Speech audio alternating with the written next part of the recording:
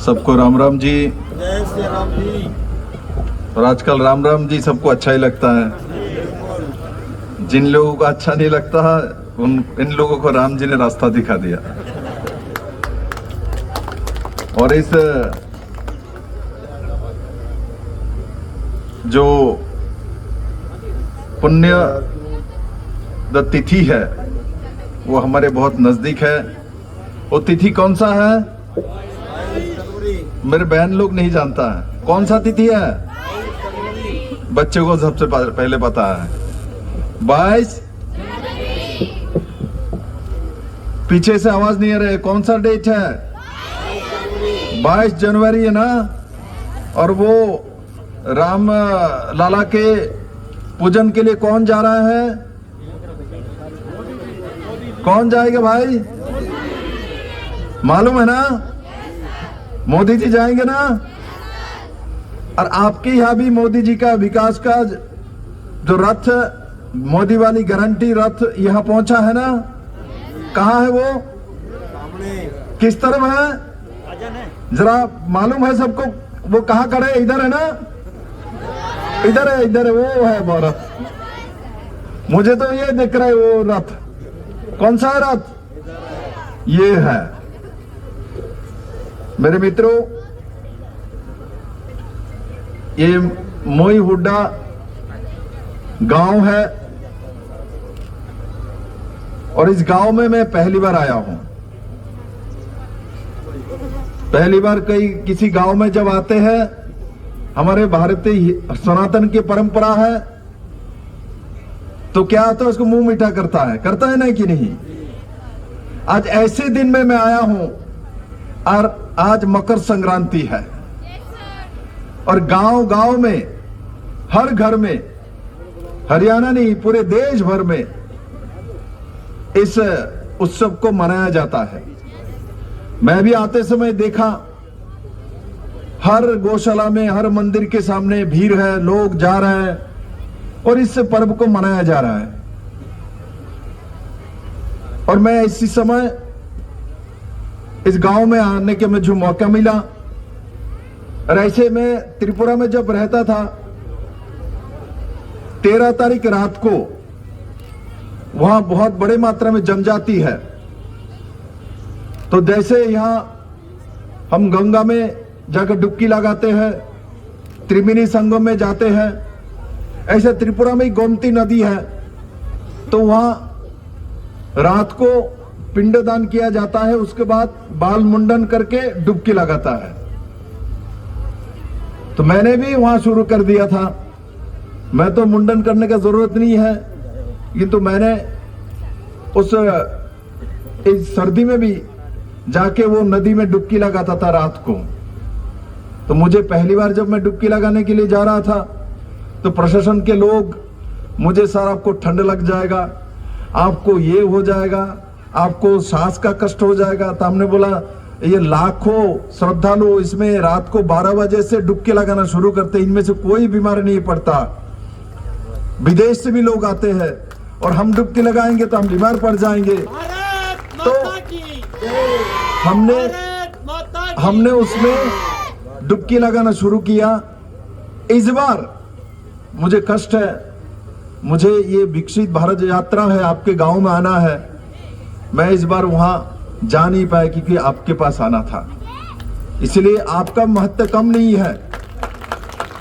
मैंने वहां छोड़ के आपके पास आया हूं और शुभ अवसर पर बड़े मात्रा में गांव वाले आए हैं। यह 6,500 के आसपास गांव पे टोटल आबादी है और 1,000 के आसपास परिवार है। मुझे लगता है जिस तरीके से बड़े मात्रा में महिलाएं यहां इकट्ठा हुए हैं, हर घर से, हर परिवार से कोई ना कोई एक महिला बहन मेरे यहां पहुंचा हुआ है। मेरे मित्रों, इस कार्यक्रम में हमारे साथ मंच में आपके सबके चाहते सांसद हमारे रमेश चंद्र कौशिक जी, हमारे मोहनलाल कौशिक जी, आप राय से विधायक हैं और भारतीय जनता पार्टी के प्रदेश के महामंत्री हैं।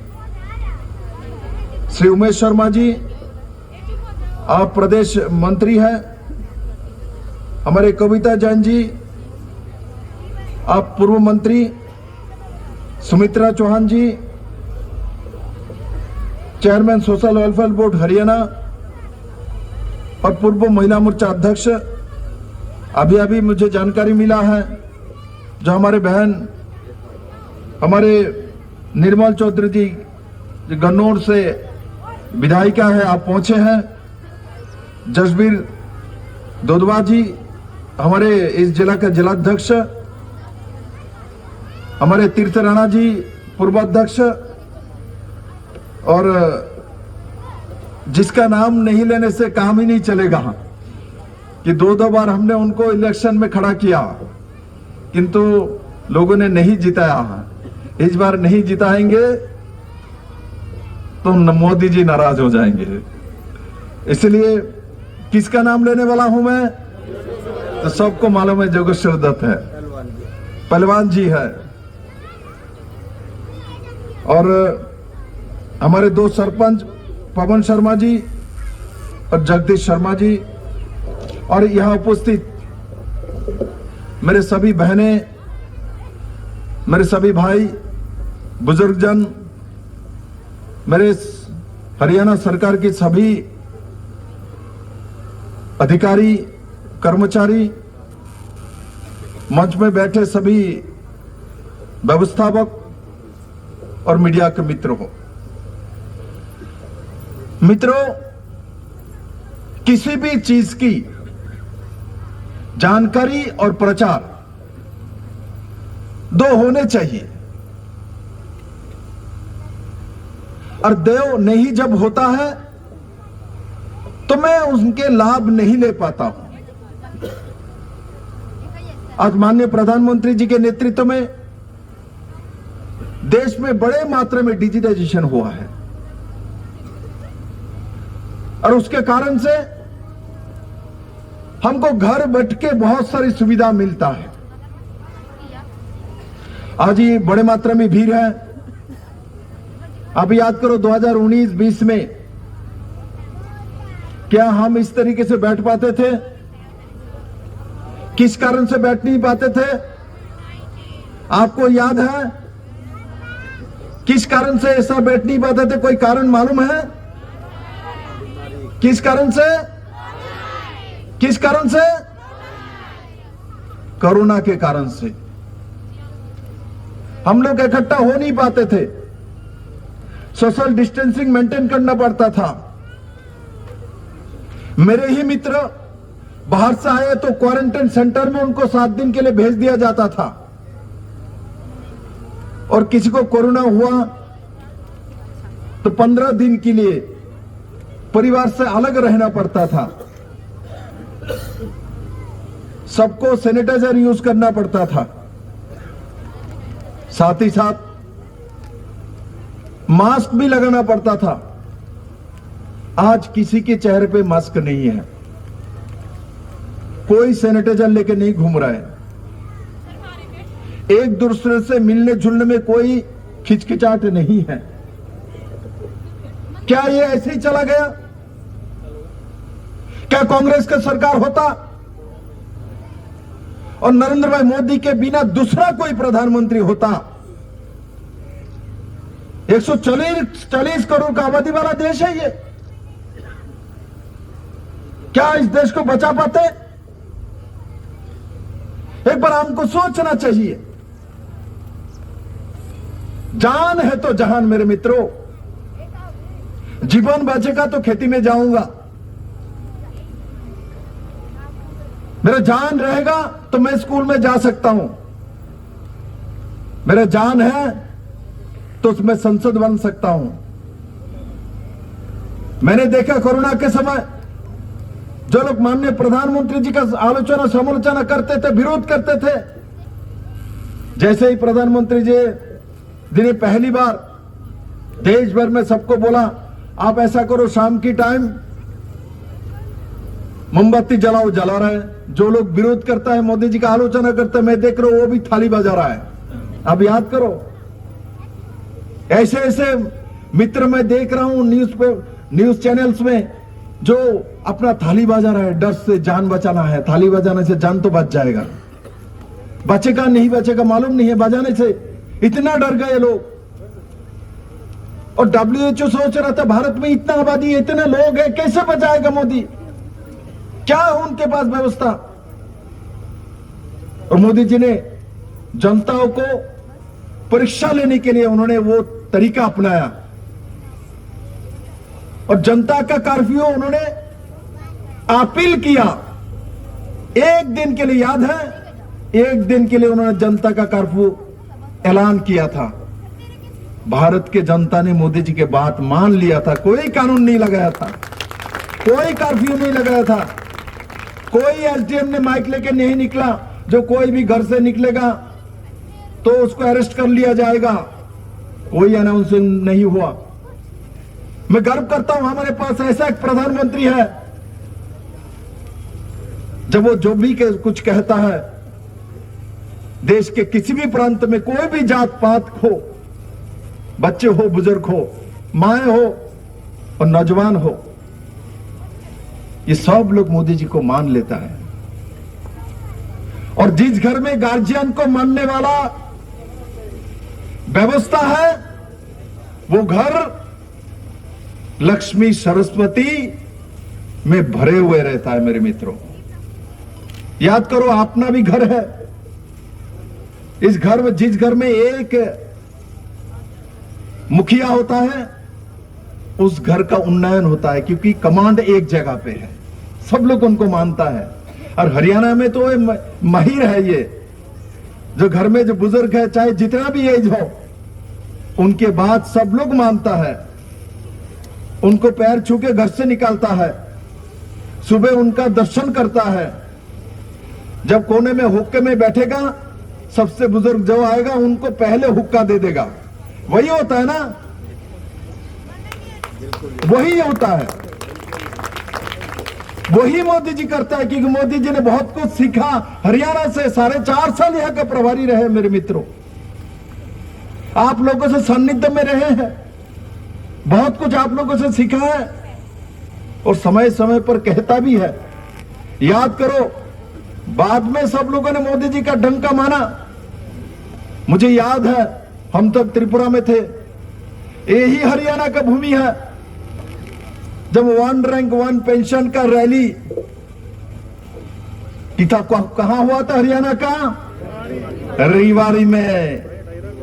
रेवाड़ी में जब हुआ तो पूरे देश भर लोग हरियाणा के भूमि से नरेंद्र भाई मोदी को, जो देश को रक्षा करने वाले नौजवान हमारे जवान हैं, उनके लिए 42 साल की जो समस्या है उसका ऐलान किया। और जब प्रधानमंत्री बने तो उन्होंने वो काम कर दिया। मेरे मित्रों, मोदी जो कहता है वो करता है, मोदी पे सब पे भरोसा है। हमारे सब स्कूल के बच्चे बैठे हैं, मैं जहां भी जाता हूं उस कार्यक्रम में बच्चे आता है, बच्चे को भाषण बहुत अच्छा लगता है, ऐसा कुछ भी नहीं है। उनको तो चॉकलेट अच्छा लगता है, खेलना अच्छा लगता है, या म्यूजिक बजाओ तो गाना चलेगा तो डांस करेगा। किंतु मेरे बच्चे को भी पूछो आपको मोदी अच्छा लगता है क्या, नहीं, सब बच्चे बोलता है मोदी अच्छा लगता है। मोदी आपको अच्छा लगता है? मोदी अच्छा लगता है? ये इस देश पे कभी भी नहीं हुआ। हमने सुना था नेहरू चाचा के नाम से चिल्ड्रंस डे मनाया जाता है। मैं तो देखता हूं बच्चे सबसे ज्यादा प्यार किसी को करता है इस देश में, वो तो माननीय प्रधानमंत्री नरेंद्र भाई मोदी को करता है। मेरे मित्र, ये सच्चाई है। वो अपने काम के बल पे अपने आप को साबित किया है। उनके पीछे कोई नहीं है। ये कितना आदमी नरेंद्र भाई मोदी जी का पिताजी का नाम बता पाएगा, बताओ तो? या है मालूम है किसी को? हाथ उठाए, मोदी जी का पिताजी का नाम क्या है? जानते हैं कोई? कोई नहीं जानता। किंतु उनके माताजी का नाम क्या है? हीराबेन का नाम कुछ लोग जानता है, क्योंकि मोदी जी मुख्यमंत्री और प्रधानमंत्री होने के बाद कभी कभी 10 बाई 12 फीट का जो मकान है उसमें जाके मां से आशीर्वाद लेते थे। इसीलिए हमने देख लिया, इसीलिए हम लोगों को, कुछ लोगों को मालूम है। किंतु आज भी नरेंद्र मोदी जी के पिताजी कौन है, इनके पौर पिता कौन है, कोई नहीं जानता। किंतु ये जानता है 140 करोड़ आबादी वाला देश का जो परिवार है, उस परिवार का मुखिया कौन है? नरेंद्र भाई मोदी है। मोदी बोलता है मेरा परिवार तो पूरा देश है, पूरे भारतवासी है। जो मुझे वोट देता है वो भी मेरा परिवार है, जो नहीं देता वो भी मेरा परिवार है, क्योंकि मैं भारत का प्रधानमंत्री हूं। और बहुत लोग हैं, उनके पिताजी का नाम, परपिता के नाम, उनके माताजी का नाम सब लोग जानता है। मैं राहुल गांधी का नाम पूछ लो, उनका पिताजी का नाम क्या है, सब जानता है। उनके दादाजी का नाम क्या है, सब जानता है। उनके दादी का नाम क्या है, सब जानता है। मेरे मित्रों, ये पहली बार मौका मिला जिनके पीछे किसी का नाम नहीं है, ऐसा व्यक्ति देश के प्रधानमंत्री बने और देश के सर्वश्रेष्ठ प्रधानमंत्री बने। वो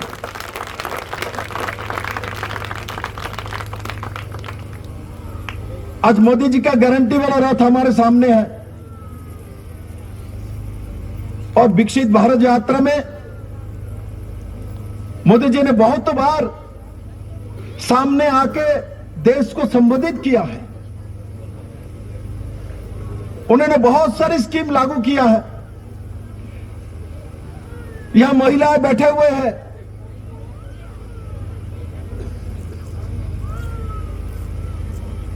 आपके अधिकार के लिए आप लोग बार बार बोलते हो। देश में इंदिरा गांधी भी प्रधानमंत्री बने थे, सोनिया जी यूपी गवर्नमेंट के ऑल इन ऑल था, वही चेयरमैन थी। किंतु महिला के आरक्षण का बिल पार्लियामेंट में पास नहीं करा पाया, महिला होने के बावजूद भी नहीं कर पाया। इनके सहयोगी दल महिला बिल को पार्लियामेंट के अंदर फाड़ के फेंक देता है। आज इतने सालों बाद नरेंद्र भाई मोदी जब देश का प्रधानमंत्री बने, तब महिला को 33% रिजर्वेशन देने का काम मोदी जी ने किया है। और मेरे मित्रों, इस बात को हमारे जेंट्स को समझना चाहिए। जिस देश में महिला बराबरी में काम नहीं करता, हमारा बराबरी में नहीं आ पाता है, उस देश का तरक्की नहीं हो सकता है। ये संभव ही नहीं है। देश का 50% महिला है। हमारे घर में मां है, बेटियां है। और मैं देखता हूं, कल मैं रोहतक यूनिवर्सिटी में गया था, न परसों रोहतक यूनिवर्सिटी में, दयानंद सरस्वती यूनिवर्सिटी में एक बड़ा लाइब्रेरी है। 3000 बच्चे एक साथ बैठ सकता है, पढ़ाई कर रहे हैं। अत्याधुनिक लाइब्रेरी है, देश में सबसे ज्यादा सुंदर अत्याधुनिक लाइब्रेरी आपके हरियाणा में रोहतक में है, दयानंद सरस्वती यूनिवर्सिटी में है। मैंने जाके देखा, वहां जो बच्चे 3000 बैठे हुए थे चारों तरफ से, इनमें 70% क्या है, लड़कियां हैं। लड़कियां है 70%। जब मैंने बीसी को पूछा, जो आपके यहां साइंस स्ट्रीम में लड़कियां कितना, लड़का कितना, बोले लड़की 80% है। अब सोचो, विज्ञान विभाग में 80% लड़की पढ़ने वाले हरियाणा के रोहतक के दयानंद सरस्वती यूनिवर्सिटी में।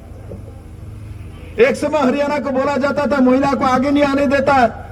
मैं इन लोगों को बोलता हूं, सुन लो, महिला को आगे तब नहीं आने देता था जब मुगलों का आक्रमण था उनको बचाने के लिए। आज जब मोदी जी का राज है तो महिला को आगे करने वाला हमारे हरियाणा का सरपंच है, हमारे हरियाणा का चौधरी है, खाप के मेरे चौधरी है।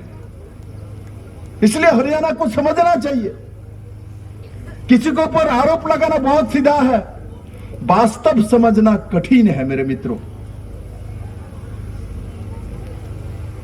लड़ाई में हरियाणा के लोग कभी पीछे नहीं, चाहे पाकिस्तान के साथ जितने बार युद्ध हुआ, आज भी हमारे जो सेनाओं में हरियाणा के आयतन के तुलना में बहुत ज्यादा नौजवान हमारे सेनाओं में देश की रक्षा में लगे हुए हैं। और शहीद होने में पाकिस्तान के साथ, चीन के साथ, किसी भी देश के साथ लड़ाई होता है, किसी उग्रवादी के साथ लड़ाई होता है, हरियाणा में ऐसा कोई गांव नहीं है उस गांव से किसी ने बलिदान नहीं दिया। ये मेरे वीरों का भूमि है मेरे मित्रों। जैसे किसानों का भूमि है, ऐसा वीरों का भूमि है, बलिदानों का भूमि है, हमारे स्पोर्ट्समैन का भूमि है। जोगेश्वर जी तो मंच में बैठे हुए हैं और हरियाणा के नाम, चाहे हरियाणा का बेटा हो बेटी हो, बराबरी से हरियाणा को, रेसलर को पूरी दुनिया जानता है। जब ओलंपिक हो, वर्ल्ड में जो भी कंपटीशन हो, हरियाणा के गांव के बेटा बेटी उपस्थित होता है तो पूरे दुनिया के रेसलर कांपते रहते, बोले इनके सामने तो टिकना मुश्किल है, क्योंकि ये तो घी और मक्खन खा के आने वाले लोग हैं। इसलिए मेरे मित्रों, आज यहां बड़े मात्रा में जो लोग इकट्ठा हुए हैं, मैं आप लोगों से विनती यही करना चाहता हूं, जिन लोगों को मनोहर लाल खट्टर जी और माननीय प्रधानमंत्री के द्वारा दिए गए स्कीम का लाभ अभी तक नहीं मिले, जो छूट गए हैं, और जरूर गांव से उनको निकाल के लाए और उनका अधिकार दिलवाए। और साथ ही साथ मैं आज ही आते समय पेपर पढ़ रहा था तो देखा माननीय मुख्यमंत्री मनोहर लाल खट्टर जी ने और एक स्कीम घोषणा किया, जो इस राज्य में सिविल इंजीनियर 15,000 के आसपास सिविल इंजीनियर को ट्रेनिंग दिया जाएगा मुफ्त, उनको ठेकेदारी सिखाया जाएगा।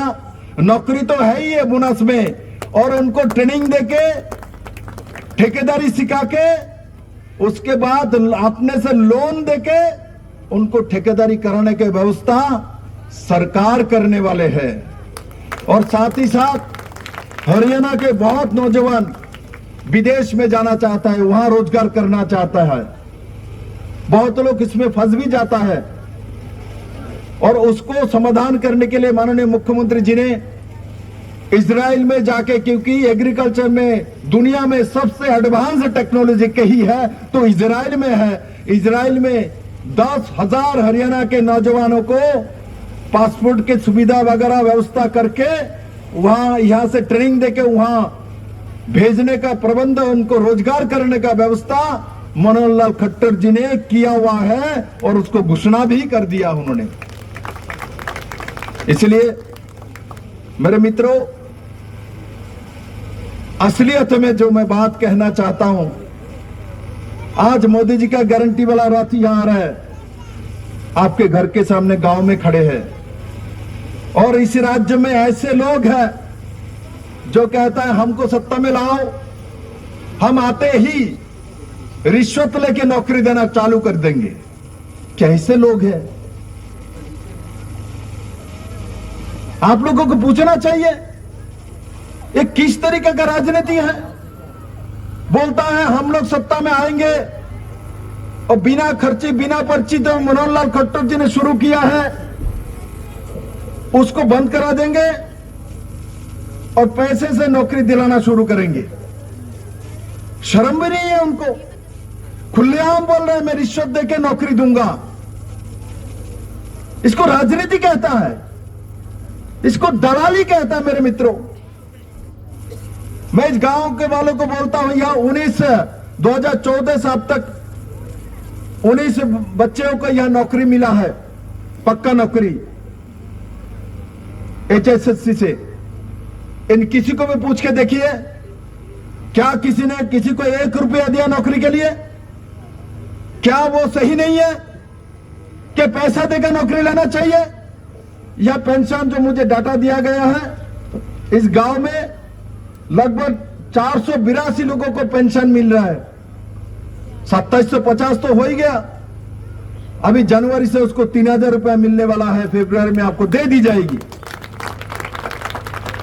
आप लोग भ्रमित मत होइए। बिना पैसा किसानों को, बेटों को नौकरी मिला है या? किंतु ये लोग कहता है, मैं आप लोगों को पूछना चाहता हूं, क्या आप पैसा देके नौकरी लेने के लिए सरकार चाहते हो? किन किन को ऐसा सरकार चाहिए जो पैसा देके नौकरी लेना है कोई? आप सोचो, आपको प्रचार करना चाहिए। जो लोग, इनका मैं जो बोलता हूं शब्द औकात नहीं है, इसलिए लोगों को विभ्रांत करता है। ये लोग कमीशन खोर के साथ राजनीति करता है।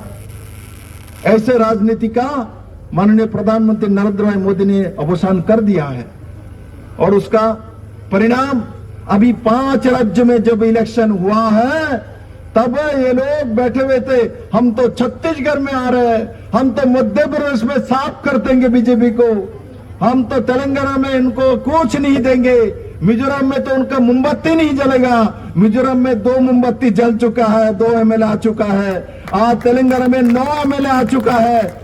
छत्तीसगढ़ में भाजपा का निरंकुश संख्यागरिष्ठ सरकार बने हैं। मध्य प्रदेश में अब तक का रिकॉर्ड करके सरकार आए हैं। हमारे पड़ोसी राजस्थान में 115 सीट लेके भारतीय जनता पार्टी का सरकार बने हैं। मेरे मित्रों, इसीलिए इन्हीं लोगों को अभी भी मैं बोलता हूं, समय है, सुधार जाइए।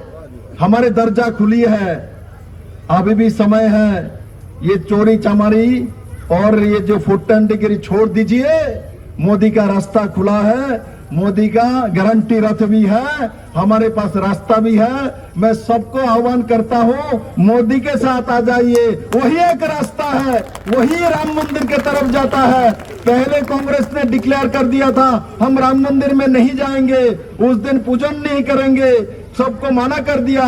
अब मल्लिकार्जुन खड़गे बोलता है, जो चाहे जा सकते हो। अब वहां से नीतीश कुमार बोलता है, ना भाई, हमारे तो जेडीयू के सब लोग रामलीला पूजन करने के लिए जाएंगे। उत्तर प्रदेश के कांग्रेस का अध्यक्ष में कल टीवी में देख रहा था, काल से ही निकल पड़े हैं, बोले मोदी जी के पहले हम रामलला का दर्शन करेंगे। मेरे कांग्रेस के मित्रों, मैं कहना चाहता हूं, अभी भी सुधार जाओ, भारत को समझ लो, सनातन को समझ लो। हरियाणा आपको छोड़ने वाला नहीं है। हरियाणा में सनातन है, हरियाणा में खाप है, हरियाणा में चौधरी है, हरियाणा में रेसलर है, हरियाणा में ताकत है, हरियाणा में हमारे नौजवान बेटा बेटी है। ये कोई नहीं आपको छोड़ने वाला है। आप सोच रहे हो ऐसा झूठ मूठ बोल के चला दोगे। उस दिन मैंने देखा एक चीज, मैंने रोहतक में हमारे पूर्व मुख्यमंत्री उनके विधानसभा में गया था, तो उसमें एक कार्यक्रम हुई, तो एक 87 वर्ष का आयु, 87 एज, वो मंच में आए। मोदी जी के प्रति इनको इतना विश्वास, इतना जोश है। इस सर्दी में बुजुर्ग ऊपर आए और आके डॉन बैठक लगाने लगे, और मुझे पैर में हाथ लगा के मुझे बोलता है, देखो मोदी जी के नाम से मेरा कैसा जोश आता है। मेरे सामने डॉन बैठक लगा दिया। और उसके बाद मैं सोशल मीडिया में देख रहा हूं, कांग्रेसी लोग अलग अलग फॉल्स देके बेचता है। देखो, बीजेपी को सिखा दिया, हरियाणा के लोगों ने विरोध कर दिया। विरोध कहां कर दिया? वो तो मेरे सामने डन बैठक दे रहा था, नरेंद्र मोदी जी के लिए दे रहा था। इसी लोग, ये लोग झूठ बोलता है, मक्कार है, इसलिए इन लोगों को सबक सिखाना चाहिए। मेरे मित्रों, ऐसे सोशल मीडिया में दे दे के मेरे सामने नहीं होता, मैं भी सोचता ये ऐसा ही किया होगा, चैलेंज किया होगा, किंतु मेरे सामने, मेरे मंच में, मैं ही सोशल मीडिया में देख रहा हूं जो उन्होंने बीजेपी को पानी पिला दिया। बीजेपी को पानी नहीं पिलाया, 37 साल के बुजुर्ग ने कांग्रेसियों को पानी पिलाया। बाटपारी जो करते थे उसका दखन बंद कराया। मेरे मित्रों, इसलिए आज जो कार्यक्रम है, इस कार्यक्रम का सफलता तभी आएगी, पूरे गांव से जो लोग बाकी है अभी भी सुविधा लेने के लिए, सब लोग आए और उसका सुविधा ले। यह डिस्ट्रिक्ट मजिस्ट्रेट भी बैठे हुए हैं, जादव जी भी है और बाकी सब अधिकारी भी है।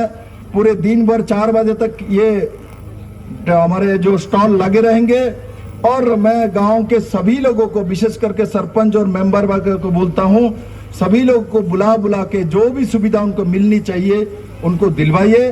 उनका अधिकार दिलवाइए कि मोदी जी ने गारंटी वाले रथ इसलिए भेजा है। अब मैं ये कहता हूं, अरे कुछ नहीं भी मिला है किंतु ये तो मिला है, गारंटी वाला रथ तो आपके पास बैठा हुआ ना, ये भी तो छवि फोटो उठा के घर में रख दीजिए। ये दूसरा कोई प्रधानमंत्री नहीं कर सकता, इसे मोदी ही कर सकता है। इसलिए मैं सबको आह्वान करूंगा, एक बार रथ के साथ जाते समय सामने खड़ा होके एक फोटो लेके घर में जरूर रख दीजिए, क्योंकि ये आपके लिए इतिहास रहेगा। आपके पास मोदी जी ने रथ भेजा था और उस रथ का साक्षी अब बने थे। आप अपने बच्चों को दिखा सकते हैं, जब कोई भी बाहर से आएगा, देखो मोदी ने रथ मेरे लिए भी भेजा है, मैं भी प्रधानमंत्री का आदमी हूं, मेरे साथ भी प्रधानमंत्री आता है, ये मेरा भाग्य है, देश में ऐसा प्रधानमंत्री है। मैं सभी को इस कार्यक्रम को आयोजन करने के लिए बहुत बहुत धन्यवाद देता हूं। और इस तरीके से हरियाणा को हर गांव में इस कार्यक्रम को किया जाएगा और 25 जनवरी तक इसको पूरे देश भर के साथ साथ हरियाणा में भी संपन्न कर लिया जाएगा। मैं दोबारा माननीय मुख्यमंत्री जी को और हरियाणा सरकार के सभी अधिकारी, हमारे सांसद जी, विधायक, सभी अधिकारी को मैं बहुत बहुत बधाई देता हूं। सबको एक बार मेरे साथ, क्योंकि 22 तारीख रामलला के वहां माननीय प्रधानमंत्री जाने वाले हैं, एक बार मुट्ठी बंद करके हाथ उठाइए जरा। तो क्या स्लोगन देना चाहिए? जय श्री राम। क्या बोलो? आप लोग बोलिए, मैं आपके साथ बोलता हूं। जय श्री राम, जय श्री राम। एक बार मोदी जी का भी नारा हो जाए क्या? नरेंद्र भाई मोदी की, नरेंद्र भाई मोदी की, नरेंद्र भाई मोदी की। सबको बहुत बहुत धन्यवाद। बहुत बहुत धन्यवाद प्रभारी जी। और एक बार